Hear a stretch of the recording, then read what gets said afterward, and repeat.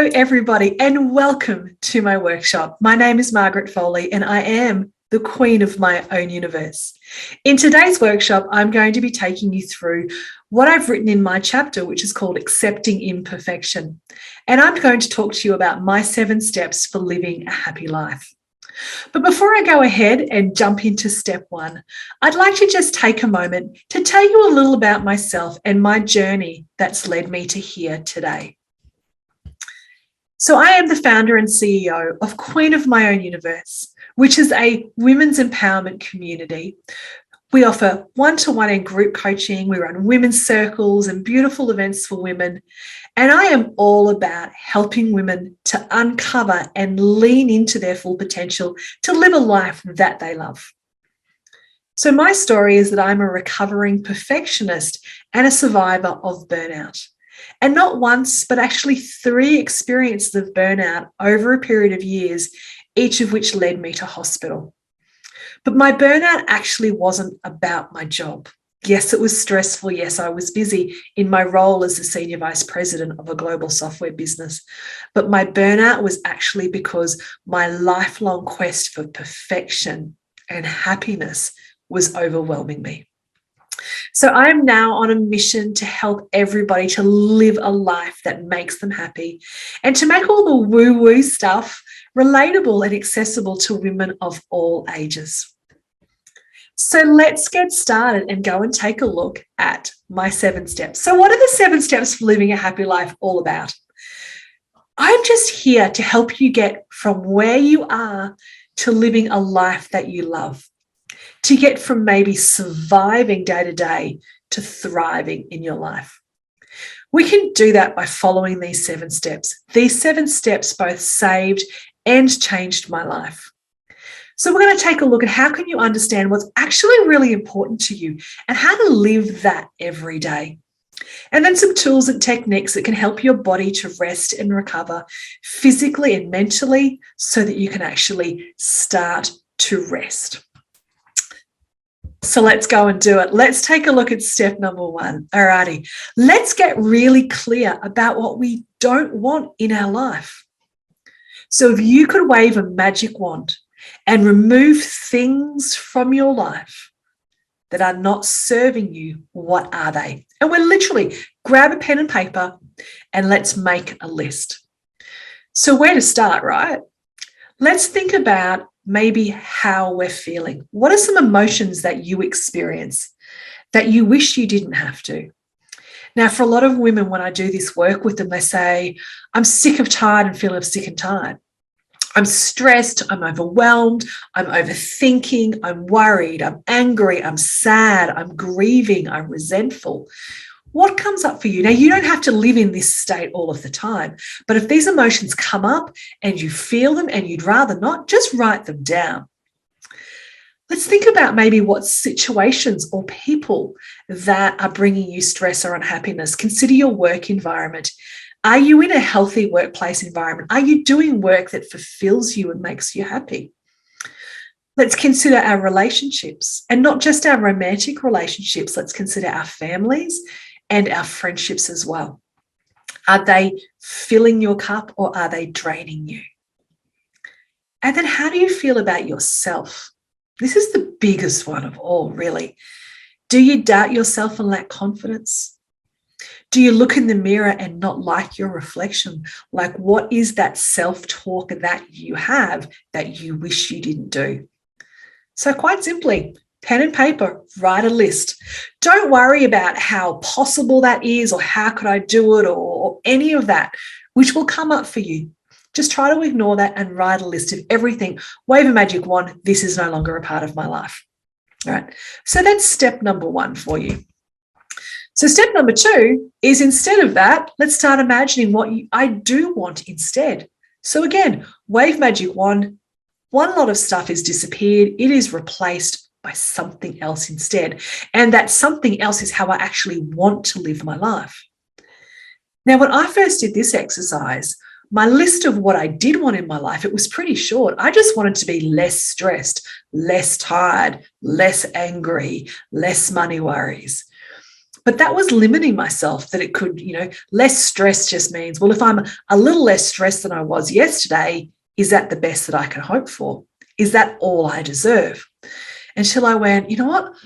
Truly, I want to live a life where I am calm and peaceful, where I am relaxed and energized, where I have a healthy relationships in my life, where I have abundance in all forms, where I love myself and I love my body and I know I'm enough and I know I'm worthy. Like, that's what I actually wanted. So think about, what is it that you actually want, and write that list down. Again, don't get caught up in, but how is that possible for me? How will I do that? Your mind will go there for you, but just try to ease your way through it and write that list.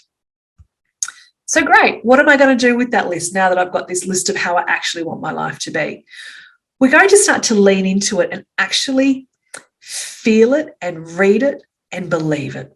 Easier said than done. You go, yeah, right, lady. So at this point in your journey, while you're still trying to imagine, what is this life that I want, affirmations don't work. They do once you are there and your mind is used to positive thinking and manifestation. Affirmations are phenomenal. I think they're incredible. But while we're at this early stage, if you just look in the mirror and you start going, I am calm and I am peaceful and I am relaxed and I am this, your mind, while you're saying it, is just going, no, you're not. You're not any of those things. Like, you're crazy. You will talk yourself out of it before the words have even finished coming out of your mouth. So we need to take our mind on this journey with us. So why do we need to do that? Why is it that my mind talks me out of the things that I'm saying I really want? So your mind has one job, and that is to keep you safe. But its definition of safe is what it knows and where you are right now. That's why our comfort zone is so comfortable and why it is so hard to move outside of it, because your mind starts to go, oh, well, hang on a second. That's not okay. We don't know what that is. We just want to stay here. So we have to help it overcome that self-limiting behavior that it engages in. And here's a way that we can do that.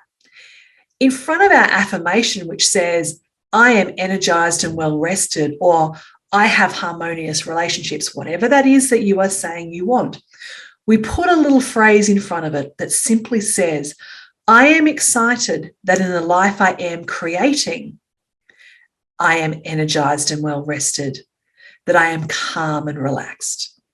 And that little phrase, it triggers your mind to go, okay, so she's acknowledging that she's not that right now, but she's creating it and she's excited about it.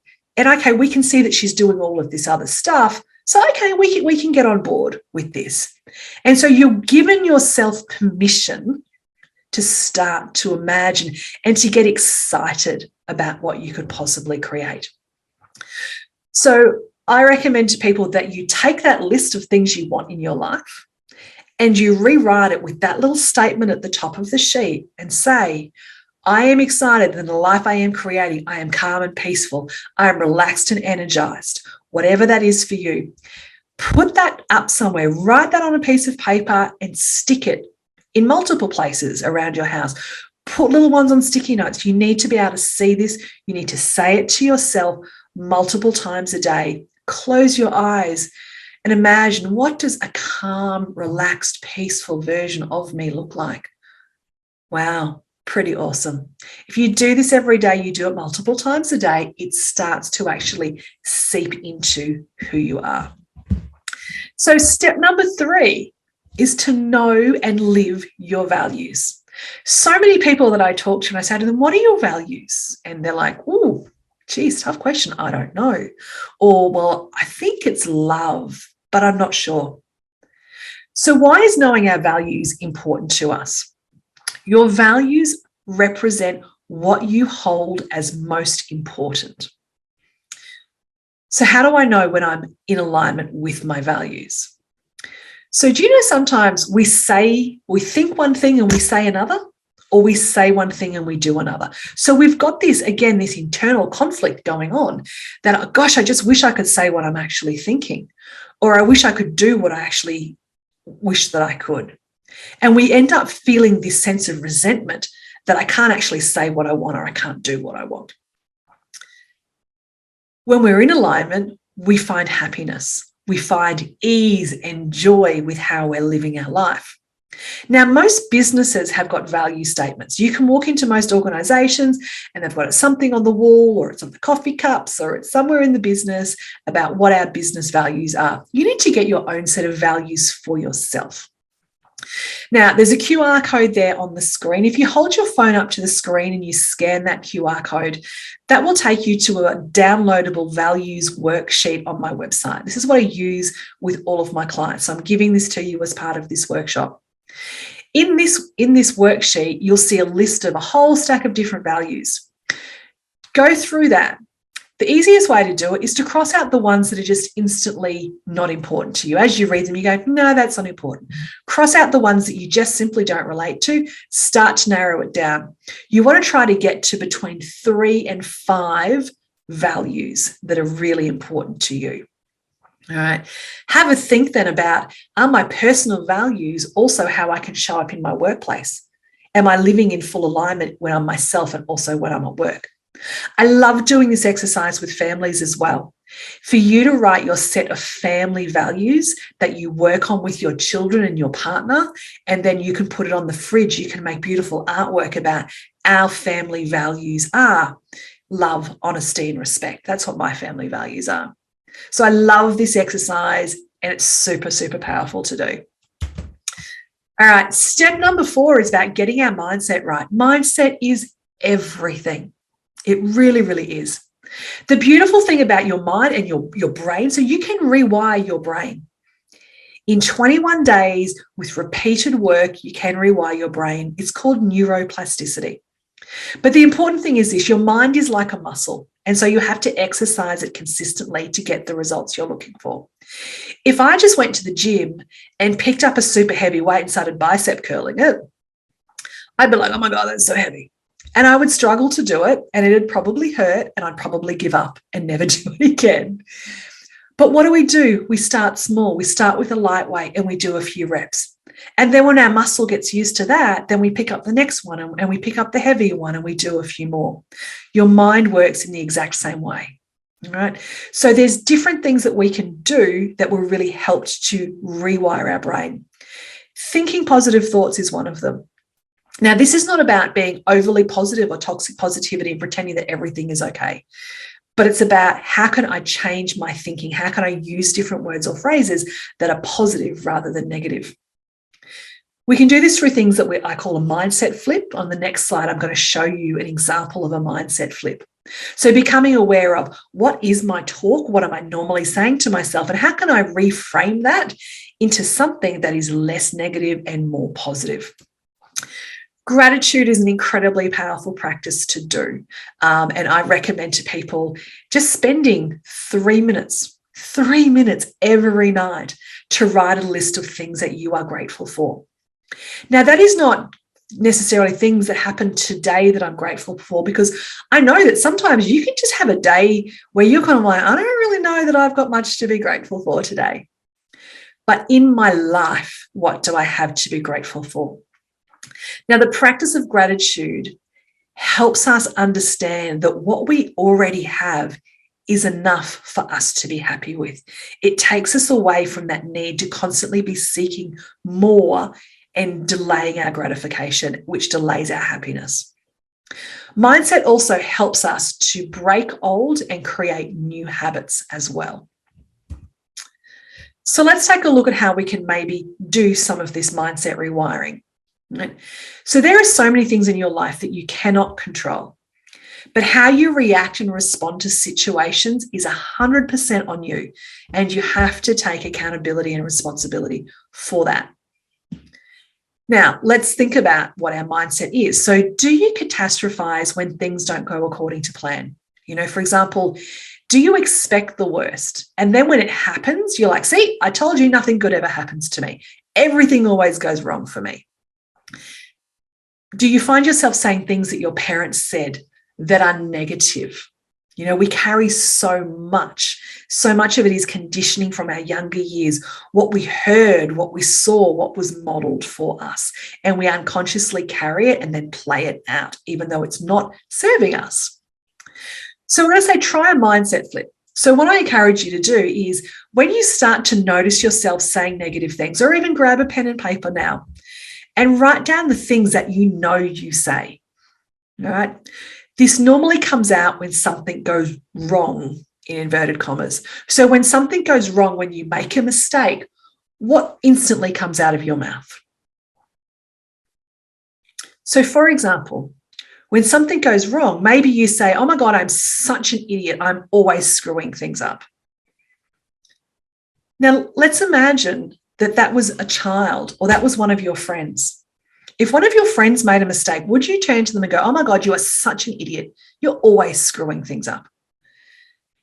I'm going to suggest that if you said that to your friend, you wouldn't be your friend for an awful lot longer. But the things we say to ourselves are always so much harsher than what we would say to anybody else. That inner critic that we have is just horrible sometimes. So instead of saying, oh my God, I'm such an idiot, I'm always screwing things up, let's take the drama and the tension and the catastrophe out of that and instead try saying, do you know what, that didn't quite go according to plan, but I can try again. Or, you know what, I didn't get the outcome I was looking for, but I learnt where I went wrong and I can give that another go. Do you see the different energy shift from, oh my God, I'm an idiot to, oh, it didn't quite go according to plan. Let's give that another try. Okay, so I encourage you, write a list of what you find yourself saying, write a list of how you could flip that instead. All right, step number 5 is all about mindfulness. And how can I introduce this? Now, there was a period of time not all that long ago that I thought that all of this was absolute nonsense. And that if I could honestly change my mind and get over my anxiety and my depression and everything that was going on in my life with thinking happy thoughts and breathing, well, surely I would have done that a long time ago. I didn't understand the science behind it, so I thought it was just hippy-dippy, loopy-la-la rubbish. But here is the science behind mindfulness. Mindfulness activities such as the ones I'm about to talk to you about, they calm your sympathetic nervous system. So that's the part of your body that's responsible for your fight or flight response. And we each have our own version of that. And there's a couple of other variations of it, but fight or flight are our most common ones. So when something is coming at me and I'm in a state of stress, am I standing my ground and I'm going into fight, or am I running away? I'm in the runaway camp. Flight was my response, but I was in an environment where I couldn't fight. I had to fight when all I wanted to do was flight. And again, that inner conflict that I had was a source of great stress. So what we want to do is we want to signal to our sympathetic nervous system that it's okay. I'm safe. I don't need to fight. I don't need to run. There is no saber-toothed tigers chasing me. Once upon a time, we needed that because we were surrounded by danger. Now the danger is actually more within than anywhere else. So how can I signal to my nervous system that I'm okay and we can calm down? Now, nobody in the history of the world has ever calmed down by being told to calm down. So it's not a conscious decision we can make. We've got to actually trigger what we call our parasympathetic nervous system, which is the part of our body that is responsible for rest and digest. So how can we do that? Everyone talks about meditation. And sometimes you might be, I can't meditate. I can't turn my brain off. I can't clear my thoughts. Can't sit still. So here's a couple of things about meditation. It doesn't need to be for half an hour or 20 minutes. It can be for 2 or 3 minutes. Start with that. Number 2, you cannot clear your mind, so don't even try. Your mind will wander. Your mind will wander to what is on your to-do list, to what the kids need for lunch, to what's happening on the weekend. That will happen, and that's okay. But when you notice that your mind has wandered off and it's over there again, just go, oh, I wandered, come back. Come back to the sound of the meditation that you're listening to. And I strongly advise starting with short guided meditations, or just come back to your own breath. And whatever you do, don't beat yourself up. You can't fail at meditating. I used to say, oh my God, I'm so bad at meditating. No, you're not. You just need to practice. It is a learned skill. So meditation, let's start with that. The second and most powerful thing we can actually do, so this probably should be first, is breathe. All right. You can't be bad at breathing because you're alive. So everybody can breathe and everybody's got the ability to be a good breather. All right. The key is knowing how to breathe in such a way that actually lets your parasympathetic nervous system come to the front and tell you that it's safe. So deep, slow belly breathing is what we want to be able to do here. So deep, slow belly breathing is stimulating your vagus nerve. It's your 12th cranial nerve. And that does a couple of things. So it lowers your heart rate, first and foremost. So if you own a smartwatch, like an Apple Watch or something like that, and you've got a heart rate app on there, here's an interesting exercise to try. Go onto the heart rate monitor of your watch and put it on. And then practice this deep breathing that I'm about to show you. And then watch what happens to your heart rate after just 3 breaths. The other thing that your vagus nerve helps you do is it calms your digestive system. For a lot of you, it might be that when you find yourself getting stressed and anxious, you get like a really upset tummy that can result in other impacts as well. So again, this tells our digestive system, it's okay, you can calm down. So the most basic belly breathing is when we're going to breathe in through our nose. So our normal breath is in and out through our nose, and we're really only filling up about a quarter to a third of our lungs. Our lungs are actually huge. They go all the way right down underneath your rib cage. But we don't typically breathe into that. That's not our normal state of breathing, but that's what we want to be able to do. So when we're doing intentional belly breathing, we're inhaling in through our nose, we're pausing for a moment, and then we're exhaling out through our mouth in a sigh or a expression. So we're not blowing out candles, we're not breathing in and blowing out candles. Because when we blow out that way, again, we're only emptying a short amount of our lungs. So we're going to breathe in for the count of 4. So breathing in and pausing and then exhaling.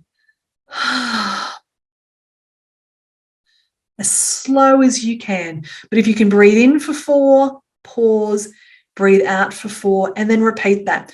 Do that 3 times, observe your heart rate and watch what happens. You can breathe anywhere. So if you are in the car, driving the kids to school, you're about to go into a meeting, anywhere, 30 seconds of breathing will help you. There's lots of other mindfulness activities that we can do as well, and I've got some of them listed there for you. We also want to be able to try to engage as many of our different senses when we're doing mindfulness activities as possible. Something I would challenge you to do, I know a lot of you love to get out and walk the dog, and maybe you live by the beach or you've got some beautiful pathways and gardens and bushland where you live. One of the things that we tend to do when we go for a walk is we either put our headphones in and we listen to music or a podcast, and I love a good walk with a good podcast, don't get me wrong.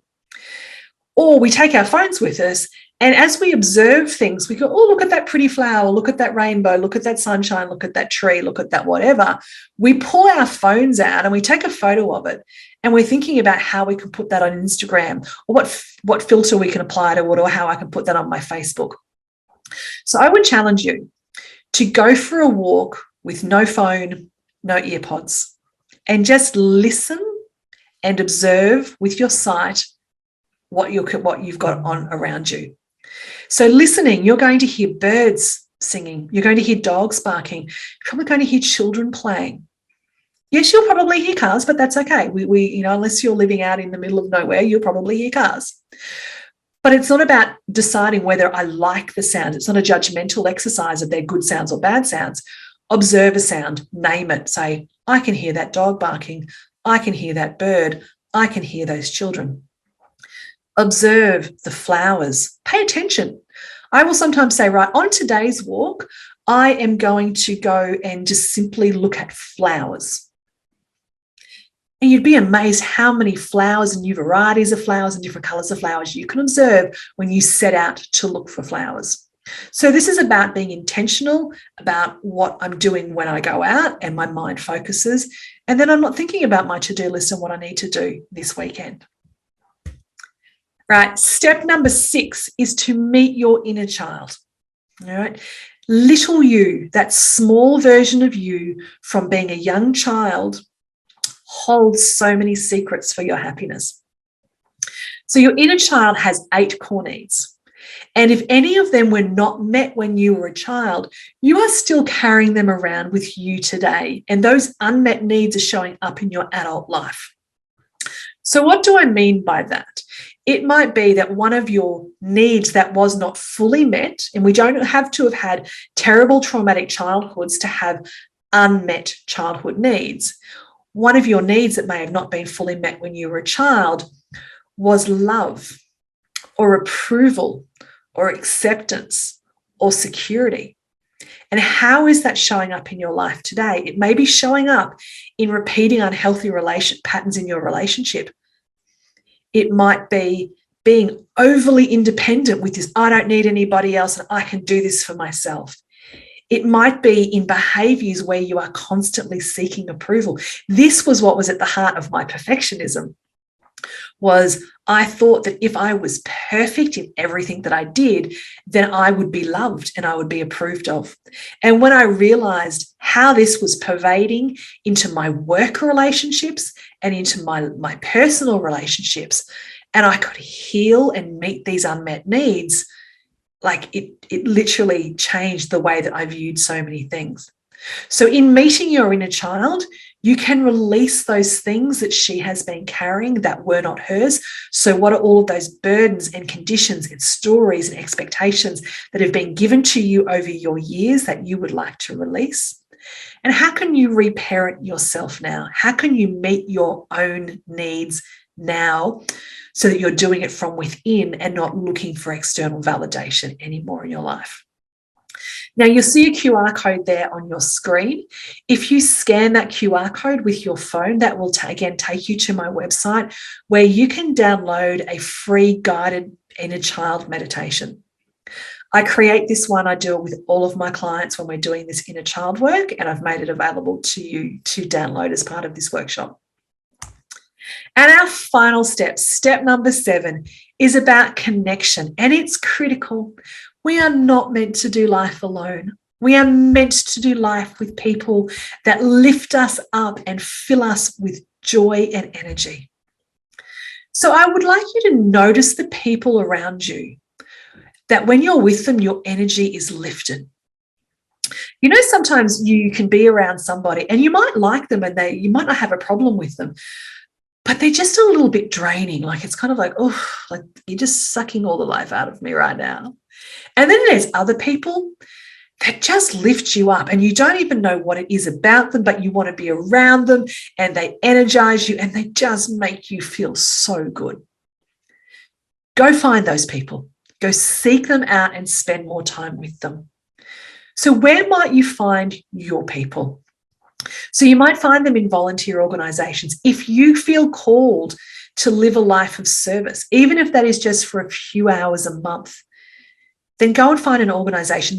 God only knows, there are so many organizations in our communities right now that need people to volunteer more than ever. That might be in homelessness. It might be in domestic violence shelters. There is organizations out there that need your help. Then there's things such as women's circles, mothers groups. These things have been around for years and years. I run women's circles a couple of times a week, and it is my absolute honor to hold space for women to come together. They share things with almost virtual strangers that they don't tell their friends, their partners, their mothers. And yet they come into this beautiful safe space of being in a circle and they share and they're held. So if that's something that you're curious about, just Google find a women's circle in your local area and go along to one and see if maybe they're your people. Let's get something as well where we're finding like-minded people and we're doing it in nature. So we're getting this fabulous double whammy of all of this gorgeous energy. So bushwalking groups, if you're into walking, if you love exploring pathways and waterfalls and rainforests or wherever it is in your area, and you don't want to go and do it alone, go and find a bushwalking group. And I know there are plenty of these around as well that are specifically for women if you would prefer a ladies-only walking group. Go and do some bay swimming, Find a swimming group, whether that's in the bay or a pool swimming, if that's what excites you as well.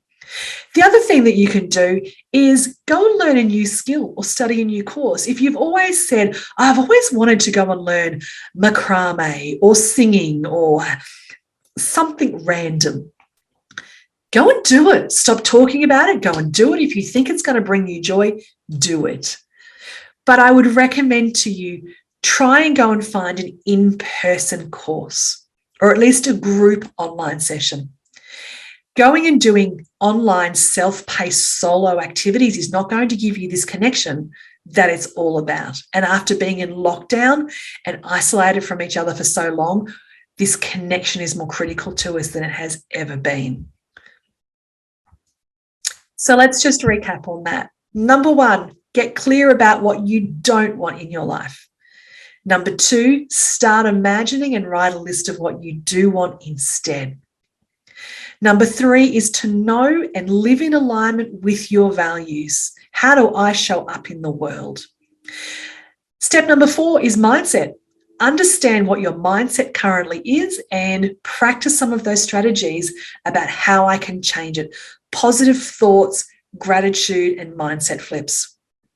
Step number 5 is introducing mindfulness in small increments, 30 seconds of breathing, 2 minutes of meditation, going for a walk around the block and just looking at flowers. Step number 6 is meeting your inner child. Go and download that inner child guided meditation and see how that helps you. And step number 7 is connection. All right. So this photo is here with me. This is me the first time I went swimming in the ocean. I live in Melbourne. This particular morning, it was 0 degrees. I feel like the water wasn't much warmer.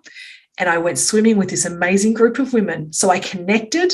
I went out in nature and I did something that I'd always wanted to do, but I never thought I would. And I went swimming in the cold water and I was so happy. I was filled with joy. So I follow my own advice and go and follow my own steps for living a happy life. I would love for you to connect with me if you would like to know more. You can find my website, which is queenofmyownuniverse.com, or we're on Facebook. We have a community where we chat about all sorts of things and we hold online and in-person events. It's called the Queen of My Own Universe community group on Facebook. Or you can find us on Instagram as well, Queen of My Own Universe 1 on Instagram. Love for you to connect with me on LinkedIn as Margaret Foley. And I've also got a podcast that I absolutely love doing. It brings me so much joy. My podcast is called Living the Queen Life. You'll find it on all streaming services. I find ordinary women who are doing extraordinary things. They've got stories of adversity to share with us and how they've overcome them. And these are ordinary women who are just so inspirational. Some of them are women who use their adversity and they turned it into a business so that they can now help other women to overcome their challenges as well. I would love for you to connect with me. I hope you have enjoyed learning about my 7 steps for living a happy life. Connect with me on Facebook and let me know how these 7 steps have resonated with you. And I wish you all a very, very happy life.